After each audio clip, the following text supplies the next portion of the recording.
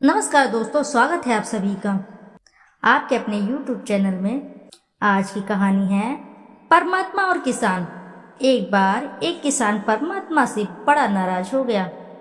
कभी बाढ़ आ जाए, कभी सूखा पड़ जाए, कभी धूप तेज हो जाए तो कभी ओले पड़ जाए। हर बार कुछ न कुछ कारण से उसकी फसल थोड़ी खराब हो जाए। एक दिन बड़ा तंग आकर उसने परमात्मा से कहा, देखिए प्रभु, आप परमात्मा हैं, लेकिन लगता है आपको खेती बाड़ी की ज्यादा जानकारी नहीं है। एक प्रार्थना है कि एक साल मुझे मौका दीजिए, जैसा मैं चाहूं वैसा मौसम हो। फिर आप देखना मैं कैसे अन्न के भंडार भर दूंगा। परमात्मा मुस्कुराए और कहा, ठीक है, जैसा तुम कहोगे वैसा ही मौसम दूंगा, मैं दखल नहीं करूंगा। किसान ने गेहूं की फसल बोई। जब धूप चाही तब धूप मिली, जब पानी चाहा तब पानी मिला। तेज धूप, ओले, बाढ़, आंधी तो उसने आने ही नहीं दी। समय के साथ फसल बढ़ी और किसान की खुशियां भी, क्योंकि ऐसी फसल तो आज तक नहीं हुई थी। किसान ने मन ही मन में सोचा, अब पता चलेगा परमात्मा को कि फसल कैसे करते हैं। बेकार ही इतने बरस हम किसानों को परेशान करते रहे। फसल काटने का समय भी आ गया। किसान बड़े गर्व से फसल काटने गया, लेकिन जैसे ही फसल काटने लगा, एकदम से छाती पर हाथ रखकर बैठ गया। गेहूं की एक भी बाली के अंदर गेहूं नहीं था। सारी बालियां अंदर से खाली थी। बड़ा दुखी होकर उसने परमात्मा से कहा, प्रभु, ये क्या हुआ? तब परमात्मा बोले, ये तो होना ही था। तुमने पौधे को संघर्ष का जरा सा भी मौका नहीं दिया। ना तेज धूप, ना उनको तपने दिया, ना आंधी ओले से जूझने दिया। उनको किसी प्रकार की चुनौती का एहसास जरा भी नहीं होने दिया। इसलिए सब पौधे खोखले रह गए।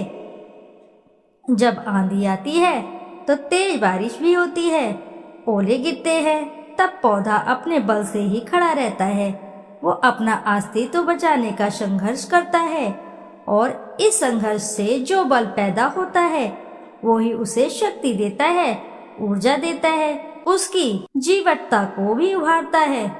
सोने को भी कुंदन बनने के लिए आग में तपने, हथौड़ी से पिटने, गलने जैसी चुनौतियों से गुजरना पड़ता है, तभी उसकी स्वर्णिम आभा उभरती है, उसे अनमोल बनाती है। उसी तरह जिंदगी में भी अगर संघर्ष ना हो, चुनौती ना हो, तो आदमी खोखला ही रह जाता है। उसके अंदर कोई गुण नहीं आ पाता। ये चुनौतियां ही हैं जो आदमी रूपी तलवार को धार देती है, उसे सशक्त और प्रखर बनाती है।